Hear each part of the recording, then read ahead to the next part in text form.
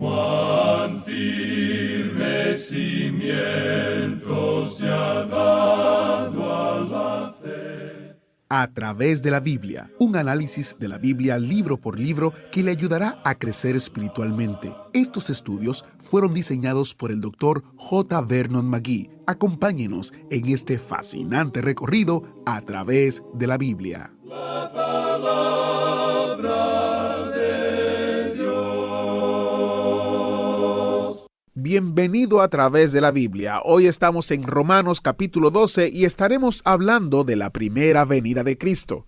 Iniciamos nuestro tiempo de estudio en oración. Padre eterno, nos encomendamos a tu gracia y misericordia para el estudio de tu palabra, que es viva y eficaz. En el nombre de Jesús nos presentamos. Amén. Continuamos estudiando hoy el capítulo 12 de esta epístola del apóstol Pablo a los romanos. Y en nuestro programa anterior estábamos hablando de los miembros del cuerpo de Cristo. Y decíamos que esta es la primera vez que el apóstol Pablo presenta el gran tema de la iglesia como el cuerpo de Cristo. Y dijimos que la iglesia como cuerpo de Cristo tiene que funcionar como un cuerpo. Eso indica que tenemos muchos miembros. Y cada miembro, es decir, usted y yo, no tenemos el mismo don. Usted tiene un don que yo nunca podría usar, y hay muchos miembros en el cuerpo, cientos de ellos. No creemos que el apóstol Pablo haya dado una lista completa de todos los dones, porque cada vez que hablaba de ellos, mencionaba nuevos dones que no había mencionado en las otras listas. Y creemos que hizo eso a propósito. El Espíritu de Dios lo motivó a hacerlo. Tenemos ahora el versículo 6 de este capítulo 12 de la epístola a los romanos, y dice, de manera que, teniendo diferentes dones, según la gracia que nos es dada, si el de profecía, úsense conforme a la medida de la fe. Aquí tenemos los dones carismáticos. La palabra griega para dones tiene la misma raíz que la palabra gracia. Se puede traducir como gracia o don gratuito. Estos fueron dados por el Espíritu de Dios. Allá en su carta a los Efesios, capítulo 4, versículo 11, hablando de Cristo, el apóstol Pablo dice, y Él, es decir, Cristo, mismo constituyó a unos apóstoles, a otros profetas, a otros evangelistas, a otros pastores y maestros. Ahora lo que él hizo fue dar a la iglesia hombres que tenían los dones de ser apóstoles, profetas y evangelistas. Eso es lo que está diciendo allí. Hemos leído en el versículo 6, de manera que teniendo diferentes dones. Ahora, cada miembro del cuerpo de Cristo tiene un don. Todos tienen una función. Y los dones son diferentes. Pero eso no quiere decir que algunos no tengan dones. Cada individuo en la iglesia, amigo oyente, tiene un don. Y el don es parte integrante de la gracia de Dios para con nosotros. Cuando Dios lo salva, Él lo pone a usted en el cuerpo de creyentes y usted debe funcionar. No funcionar como una máquina, sino funcionar como el miembro de un cuerpo, un organismo viviente. El don es ejercitado y confirmado por el poder del Espíritu Santo. Creemos que el creyente tiene que probar su don. Si usted tiene un don y piensa que lo está usando, debe probarlo. Tiene que hacer inventario. ¿Es usted una bendición verdadera para los demás? ¿Está usted edificando la iglesia o está dividiendo la iglesia? Ahora, la profecía que se menciona aquí no quiere decir predecir, sino que se refiere a cualquier mensaje de Dios. Y si nosotros profetizamos, tenemos que hacerlo en proporción, y esa es una expresión matemática. Dios suple la fe y el poder para igualar el don. Eso es lo que se está diciendo aquí. Consideremos ahora los versículos 7 y 8. O si de servicio, en servir, o el que enseña en la enseñanza, el que exhorta en la exhortación, el que reparte con liberalidad, el que preside con solicitud, el que hace misericordia con alegría. Dice aquí, o si de servicio, en servir. Un acto de servicio creemos que se refiere a un tipo de ministerio múltiple y a sus aplicaciones prácticas. Hay numerosas formas de servicio en el cuerpo de creyentes incluidos en este ministerio. Por ejemplo, arreglar o acomodar las sillas para las reuniones, distribuir los himnarios antes de la reunión. Esos son ministerios. Hay algunas personas que no tienen el don de hablar públicamente. Sin embargo, tienen un don de servicio. Hay personas que tienen dones especiales, como el de poder preparar una buena comida, por ejemplo, durante actividades especiales de la iglesia. El poder reunirse los creyentes en comunión y camaradería alrededor de una buena comida preparada por las hermanas del lugar puede ayudar mucho en las relaciones de todos los miembros de esa iglesia. Es algo de mucho valor. Y se necesita personas con un don especial para hacer eso. Quizá nunca lleguen a ser presidentas de la sociedad misionera, o tal vez no puedan cantar en el coro. Pero sí son las únicas quizá con las que se puede contar cuando es necesario tener una comida en la iglesia. Esos son los dones de que está hablando el apóstol aquí. Ahora también se menciona allí el que enseña en la enseñanza, el que exhorta en la exhortación.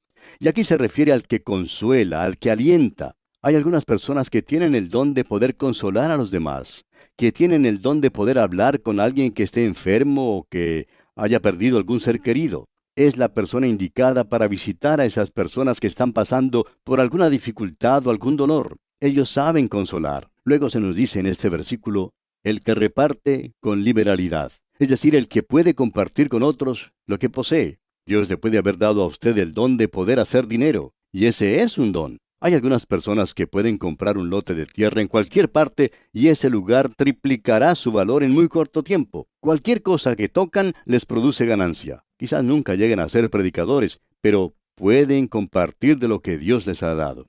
Debemos ahora hacer énfasis en algo que lo necesita. Dice aquí, el que preside con solicitud, el que hace misericordia con alegría, en el versículo 8. Quiere decir que hay ciertas personas que tienen dones para dirigir. Hay hombres que son de ese carácter y la iglesia necesita personas de ese calibre. Ahora, el que hace misericordia, es decir, la persona que tiene la habilidad de entrar en la habitación de un enfermo. Y hay hombres que tienen ese don. Y cuando decimos hombres, queremos decir mujeres también. Tenemos ahora la relación con otros creyentes. Leamos el versículo 9 de este capítulo 12 de la epístola a los Romanos. El amor sea sin fingimiento. Aborreced lo malo, seguid lo bueno. El amor, dice aquí, sea sin fingimiento. Ese es un amor sin hipocresía. No vaya usted a darle palmaditas en la espalda a otro creyente y a decirle cosas que él sabe que no son sinceras, cuando en realidad no está expresando lo que siente. Dice aquí que el amor sea sin hipocresía. Ahora, aborreced, exprese su desagrado contra lo malo. Y seguid, quiere decir, adhiérase, júntese, como cinta pegante a lo bueno. Estas son tres cosas maravillosas en la relación del creyente con los demás. No sea un hipócrita con los otros creyentes, amigo oyente. Tome una posición. Cuando vea que hay algo mal en la iglesia, tome su posición y exprese lo que no le gusta en sus funciones. Si tiene algún cargo o posición oficial en la iglesia y se da cuenta que las cosas que se están haciendo no están bien, póngase de pie y diga la verdad. Hay demasiadas personas en nuestros días que no tienen el valor de tomar una posición y hacer notar a los demás lo que se debe hacer. La razón por la cual muchas iglesias fundamentales están pasando por malos momentos es porque les falta hombres y mujeres que sepan tomar una posición firme en cuanto a las cosas de Dios. Exprese, amigo oyente, su desagrado contra las cosas malas, pero que sean verdaderamente malas. Eso es lo que el creyente tiene que hacer en relación con los otros creyentes. Ahora debemos adherirnos, pegarnos como cinta pegante a lo que es bueno. Debemos estar firmes, tener principios. Tenemos ahora los versículos 10 y 11 de este capítulo 12 de la epístola del apóstol Pablo a los Romanos. Y leemos, amaos los unos a los otros con amor fraternal. En cuanto a honra, prefiriéndoos los unos a los otros. En lo que requiere diligencia, no perezosos, fervientes en espíritu, sirviendo al Señor. Estos conceptos aquí, amigo oyente, son muy valiosos. Debemos tener un código de honor. Debemos estar fulgurantes con el Espíritu de Dios. Nunca seamos perezosos. Debemos tener un fervor por las cosas de Dios. Debemos servir al Señor. Eso es lo que señalan estos versículos en cuanto a la conducta del creyente. Pero el punto principal es el servicio al Señor. Es de suma importancia. Esa es la conducta cristiana. Y hablando otra vez del amor fraternal, debemos decir que tiene que ser un afecto filial. Dos creyentes, por distintos que sean en sus orígenes, pueden ser más unidos, más cercanos que dos hermanos de sangre, si entre esos dos hermanos no existe la unión de los que son salvos. Por ejemplo, podemos tener a tres personas. Dos de ellos son mellizos. Uno de ellos, sin embargo, es un creyente, mientras que el otro no lo es. La otra persona sentada al lado del mellizo, que es creyente, es del África. El color de su piel es diferente. Su cultura, su educación y tradiciones son diferentes también. Pero él también es creyente en Cristo. Podemos decir entonces que el mellizo creyente y el cristiano de África son más unidos que el otro mellizo con su hermano en la carne. Es por esa razón que tenemos que pensar que estamos en una misma familia. Usted, amigo oyente, tiene que ser muy amable conmigo más de lo que ya es, porque vamos a vivir juntos por la eternidad. Y es mejor que comience a hacerlo ya, tratando de llevarse bien conmigo, aprendiendo a soportar mis maneras un poco peculiares. Pero espere un momento. También yo debo comenzar a tratar de llevarme bien con usted. Debo aprender a soportar sus maneras también peculiares. Además, yo voy a tener un cuerpo nuevo, entonces, allá en la eternidad. Dejaré esta naturaleza vieja y usted también. Y por supuesto, eso será mucho mejor para los dos. Bien, veamos ahora lo que dice el versículo 12. Gozosos en la esperanza, sufridos en la tribulación, constantes en la oración. Eso es maravilloso, amigo oyente. Las circunstancias en las que se encuentra el creyente quizá no justifican el gozarse. Puede que lo contrario sea más cierto. Pero él ve el futuro y en esperanza se proyecta a sí mismo hacia otras circunstancias que son mucho más favorables. Hace algún tiempo en una iglesia, un día los creyentes estaban compartiendo sus versículos favoritos y un creyente dijo que su versículo favorito era «y aconteció». Solamente esas dos palabras, «y aconteció». Todo el mundo se quedó sorprendido por lo que dijo y el pastor se levantó y le preguntó «¿Cómo es posible que su versículo favorito sea «y aconteció»?» Y este creyente dijo «Cuando leo en la Biblia «y aconteció», sé que cuando tengo alguna dificultad y cuando tengo problemas, estos vinieron, pero que pasarán. No vinieron para quedarse conmigo para siempre, y cuando se vayan podré decir «y aconteció». Quizá, amigo oyente, esa no sea una interpretación exacta de las Escrituras, pero ese hermano tenía la idea correcta. Y lo que Pablo está diciendo aquí es «gozaos en la esperanza». Y continúa Pablo diciendo «sufridos», es decir, pacientes en la tribulación. Eso es algo muy difícil, ¿verdad? También dice constantes en la oración. Debemos ser hombres y mujeres de oración. Luego dice en la primera parte del versículo 13, compartiendo para las necesidades de los santos. Y eso quiere decir que debemos ayudar a los hermanos. En los círculos conservadores en nuestros días no hacemos eso. Muchas iglesias tienen fondos para esto o para aquello, pero ese dinero no se usa mucho. Luego, continuando con este versículo 13, se nos dice al final, practicando la hospitalidad. Eso es algo necesario. El darse a la hospitalidad es buscar a otros creyentes a los cuales se les puede extender la hospitalidad. Quizá haya alguna persona en su grupo, ya sea en la iglesia o simplemente un grupo de creyentes o en el vecindario. Un creyente que sea una de esas personas que es más bien introvertida, no puede hacer amigos fácilmente, pero desea tener comunión con los demás creyentes. Si usted es una persona que hace amigos fácilmente, pues búsquelo, sea hospitalario. Y luego en el versículo 14 leemos, bendecid a los que os persiguen, bendecid y no maldigáis. Ahora eso parece algo necesario para los creyentes, porque el creyente no debe perseguir a los demás. Pero la experiencia demuestra que hay algunos que hacen esas cosas. Y es muy difícil bendecir a la persona que nos está golpeando. Tenemos ante nosotros ahora los versículos 15 y 16. Gozaos con los que se gozan, llorad con los que lloran. Unánimes entre vosotros, no altivos, sino asociándoos con los humildes. No seáis sabios en vuestra propia opinión. Dice aquí, gozaos con los que se gozan. El lema del mundo es, ríete y reiremos contigo. Llora y llorarás solo. Porque este triste mundo tiene que buscar y pedir prestado un poco de alegría, ya que tiene suficientes problemas de sí mismo. Pero eso no es cierto en lo que concierne al Hijo de Dios. Se nos dice que debemos ser unánimes entre nosotros. Ahora eso no quiere decir que debemos ser idénticos, sino que tenemos que ser del mismo pensar en Cristo. Y los creyentes tienen que participar emocionalmente en la vida de los otros hermanos. Creemos que eso hace de los creyentes genuinos algo maravilloso. El Dr. J. Vernon McGee, autor de estos estudios bíblicos, decía que desde que él había tenido cáncer, había podido gozar del afecto de los demás creyentes. Él contaba de una creyente en la ciudad de Oakland, en California, en los Estados Unidos, quien le dijo, estoy dispuesta a tomar su lugar, tomar ese cáncer para que usted pueda vivir. Yo soy una enfermera y voy a ir a cuidarlo. Él dijo que eso le conmovió más que cualquier otra cosa. Nos damos cuenta que algunos creyentes no han llegado todavía a ese lugar. Pero también hemos aprendido que hay muchos creyentes que llegan a formar parte de nuestra vida y eso es maravilloso. Y así es como debería ser. Se nos ha dicho aquí también que no solo debemos ser unánimes entre nosotros, sino que no debemos ser altivos, asociándonos más bien con los humildes. También nos dice el apóstol Pablo, no seáis sabios en vuestra propia opinión. ¿Qué le parece este mandato? No seamos altivos. Hay muchos de los santos en nuestros días que piensan que están muy arriba espiritualmente, pero en realidad no lo están. Pablo mismo nos dice en su carta a los Filipenses capítulo 2 versículo 5, haya pues en vosotros este sentir que hubo también en Cristo Jesús. Ahora, ¿cuál fue ese sentir? La humildad, amigo oyente. Y luego continúa diciendo aquí en este capítulo 12 de la epístola a los Romanos, en la parte final del versículo 16, no seáis sabios en vuestra propia opinión. Creemos que la tentación constante del creyente es la de creer que es más inteligente espiritualmente de lo que es en realidad. Salomón, un hombre que recibió sabiduría de Dios mismo, dijo algo que es de sumo interés en relación con lo que estamos hablando.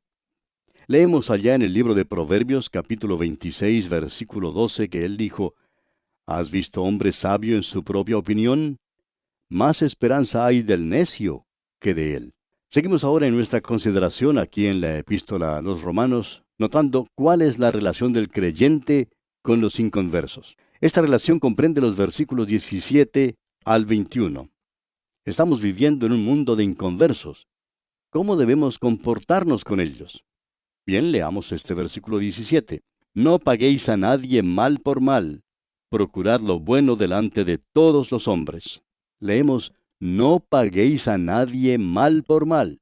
El creyente tiene que tener mucho cuidado con esto y debe ser prudente en su relación con el mundo que le rodea. Luego sigue diciendo el apóstol, procurad lo bueno delante de todos los hombres. No hay nada, amigo oyente, que pueda perjudicar más la causa de Cristo en el mundo en el día de hoy que un creyente que es deshonesto. Al mundo en realidad no le interesa si usted es uno de los que creen la doctrina de que el milenio empezará con la segunda venida de Cristo, o si cree en la elección o el libre albedrío. El mundo ni siquiera piensa en eso. Pero la gente sí quiere saber si usted paga honradamente sus deudas, si usted dice la verdad o si miente. Ellos tienen mucho interés en esto. ¿Es usted una persona en la cual se puede depender, se puede confiar para hacer algo? ¿O puede usted ser un buen amigo de un incrédulo, de manera que él pueda confiar en usted? Esto es mucho mejor que andar repartiendo literatura en muchos casos. Uno encuentra a una persona en la calle y le da un folleto para que lo lea. Esa persona le pregunta, ¿y esto qué es? Usted le dice, es un folleto que quiero que usted lea. A lo cual esa persona le responde, pero yo no sé leer. Sin embargo, ¿sabe lo que voy a hacer? Voy a observarlo a usted para ver qué huellas deja. Y amigo oyente, el valor no está en la literatura en sí, en muchos casos, sino en las huellas que nosotros estamos dejando en este mundo. Esa persona en la calle tenía mucha razón en lo que dijo. Eso sí que se puede apreciar. El mundo está observando qué clase de huellas estamos dejando, no la clase de literatura que estamos entregando. Ahora, por favor, amigo oyente, no nos malentienda. Nosotros debemos repartir literatura, claro que sí, pero debemos tener una vida que dé crédito a lo que estamos haciendo. Pasemos ahora al resto del versículo 17 y repasemos lo que dice. No paguéis a nadie mal por mal, procurad lo bueno delante de todos los hombres. Luego continúa con el versículo 18 diciendo, si es posible, en cuanto dependa de vosotros, estad en paz con todos los hombres.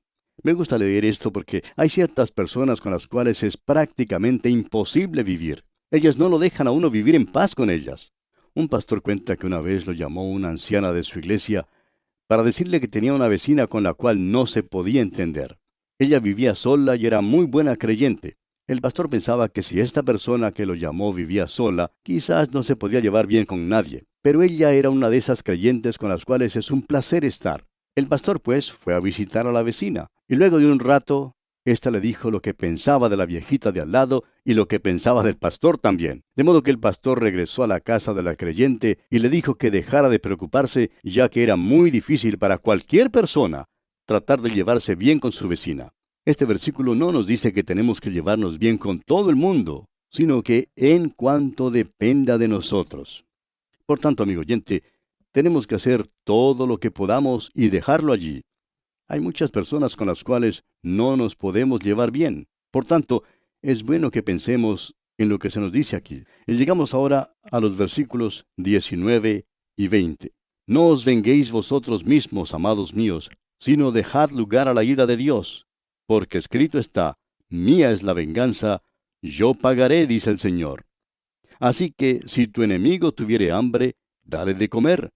Si tuviere sed, dale de beber, pues haciendo esto, ascuas de fuego amontonará sobre su cabeza. Esta es una de las normas más grandiosas que encontramos en la palabra de Dios. Es una de las cosas más difíciles de hacer para el Hijo de Dios. Cuando alguien nos golpea en la mejilla derecha, es muy difícil volver la otra. Creo que nosotros somos como la persona a la que golpearon en la mejilla, se levantó del suelo e hizo como dice la Biblia. Volvió su rostro para que lo golpearan en el otro lado, y el otro le vuelve a dar y a derribarlo otra vez. Pero ahora el que se había caído por los golpes del otro se levanta y le da una terrible paliza. Entonces alguien le pregunta, bueno, ¿y por qué hizo eso? Usted volvió la mejilla, ¿por qué no lo dejó allí?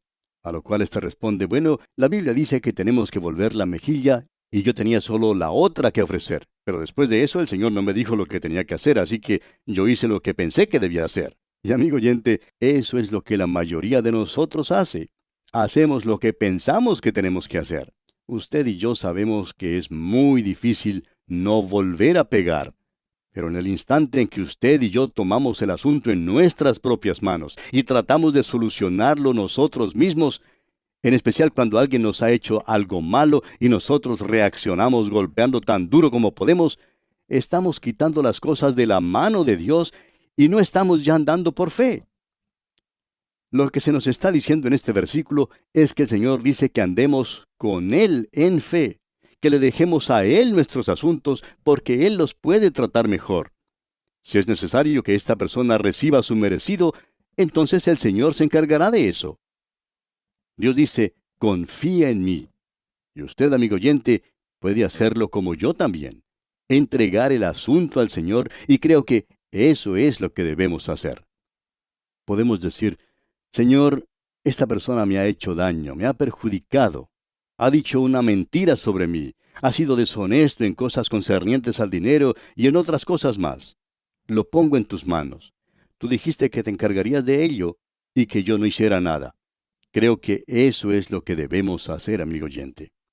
Ahora, al hablar así de esto, me doy cuenta que es una de las cosas más difíciles de hacer para mí mismo.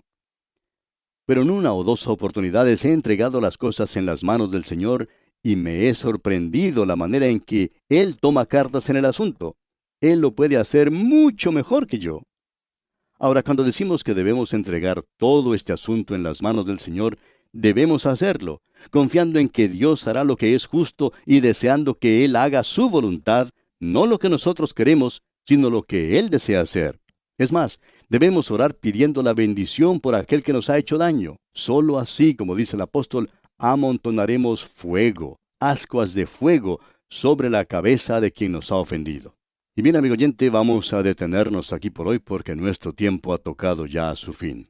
Que el Señor derrame sobre usted sus ricas bendiciones. ¿Fue de ayuda para usted el estudio de hoy? ¿Desea enviarnos algún comentario de lo que ha estado escuchando? Entonces escríbanos, no espere más. Nuestro correo electrónico es atv@transmundial.org. atv@transmundial.org. Si desea recibir las notas y bosquejos de lo que estamos estudiando, suscríbase gratis en nuestra página en internet a través de la Biblia.org/notas. A través de la Biblia.org/notas.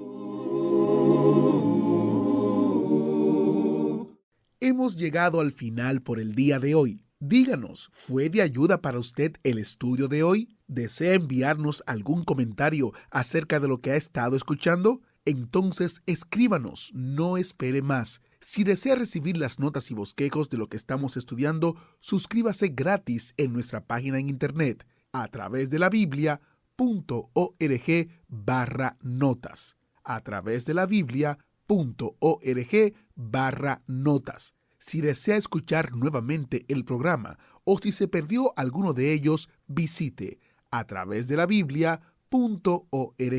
Repito, a través de la Biblia.org o escriba al correo electrónico atv@transmundial.org.